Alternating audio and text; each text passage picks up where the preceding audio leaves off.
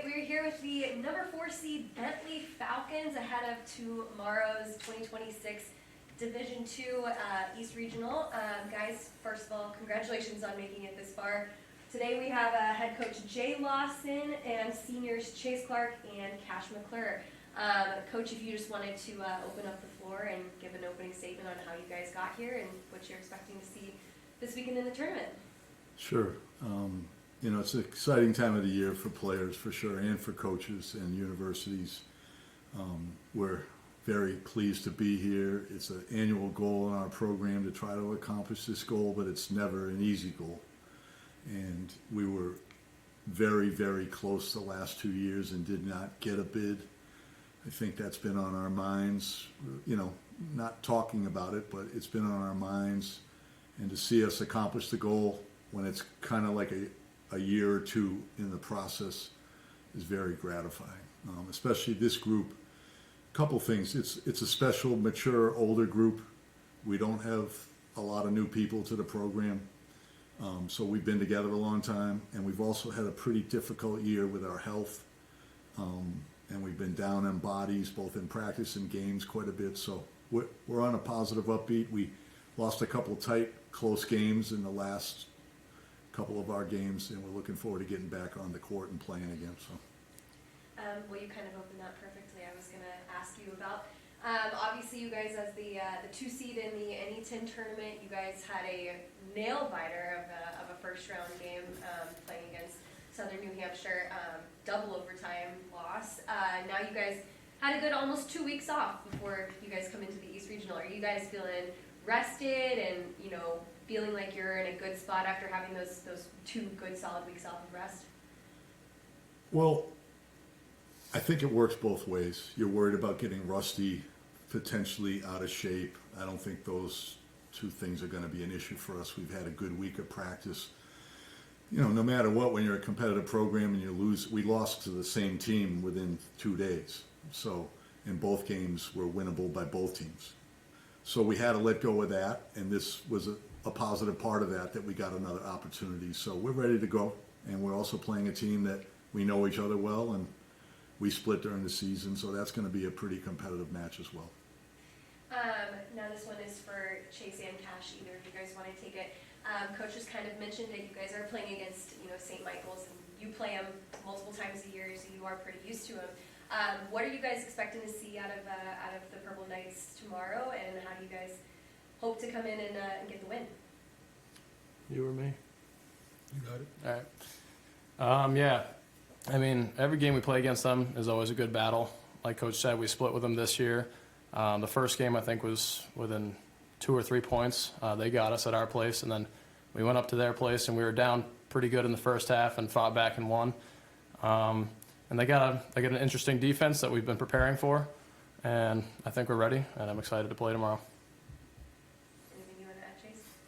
Perfect. Okay, you said it really well. Yeah. I'll take the next one. What is the mindset of this team as you guys come into the East Region tournament?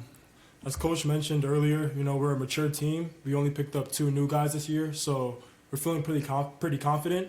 And then on top of that, as Coach mentioned also, we had a lot of injuries. So just trying to stay tough, resilient, through the good and the bad.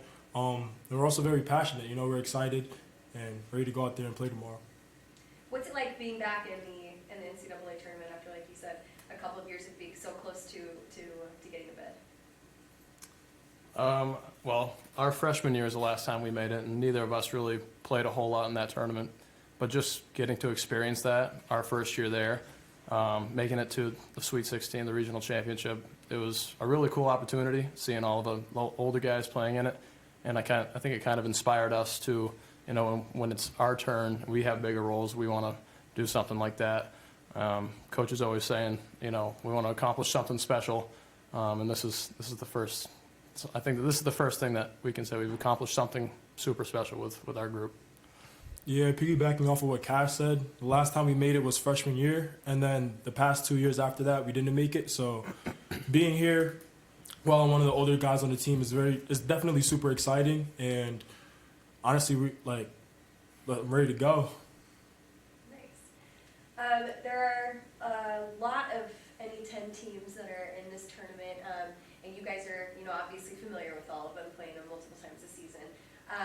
How do you feel like having such a tough conference helps you guys propel into the NCAA tournament? Yeah, like you said, it's a tough conference. We always say, another one of Coach's favorite sayings, the NE10 stands for never easy 10. So really, any team can beat any team. We've experienced that in the past. And this year especially, like the parity, every game you have to be locked in, you can't take anything easy. And I think that just prepares us, for the postseason and sets us up well for this tournament too. Yeah, I agree. As Cash mentioned, NE10 is never easy 10. And then on top of that, we also had a more difficult schedule. And Coach is saying that the more difficult schedule is going to prepare us for the postseason and prepare us for moments like right now. So we've been dealing with this all year, and we're just ready to stay tough, ready to get after it, and go play ball, go win. Nice. Coach, what is it about this team specifically that has allowed you guys to, to have this success and to be able to make it back to the tournament?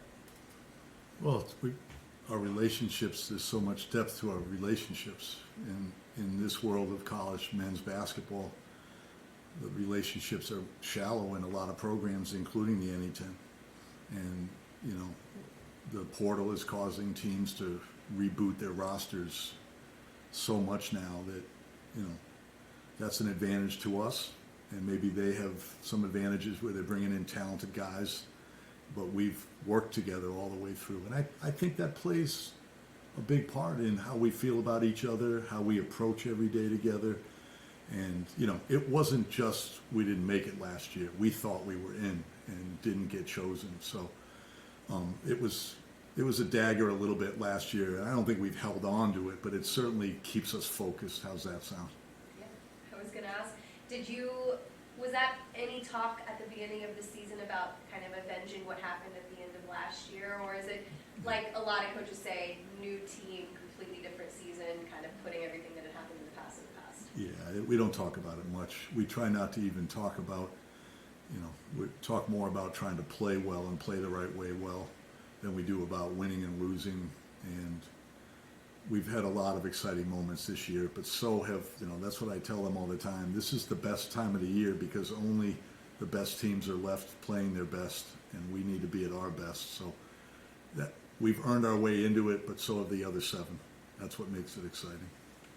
And under you, obviously Bentley has been in this position for many, many years and back in the regional tournament.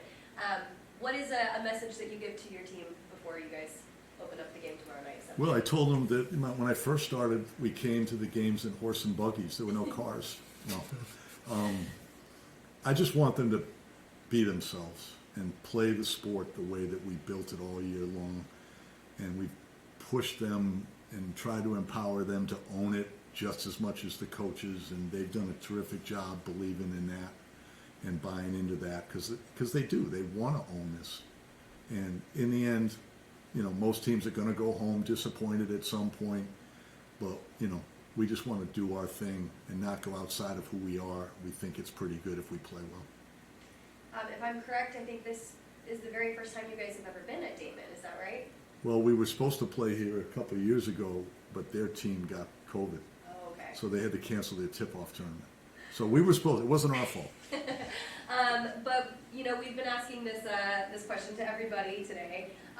Is there a wing place that you guys have found, or maybe we'll scout out tomorrow before the game, or, what's your pregame ritual?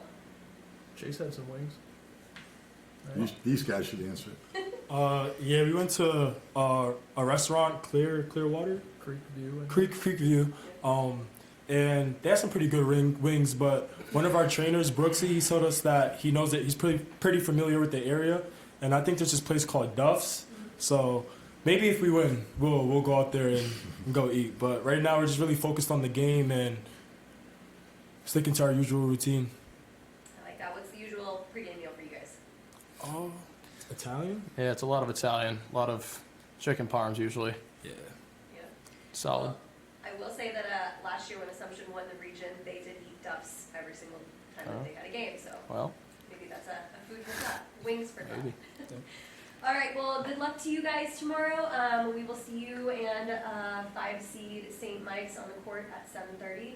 Looking forward to it. Congratulations again on making it to the NCAA Thank you. Division II East Region Tournament. Congrats, guys. Appreciate it. Thank you. Thank you. Yep.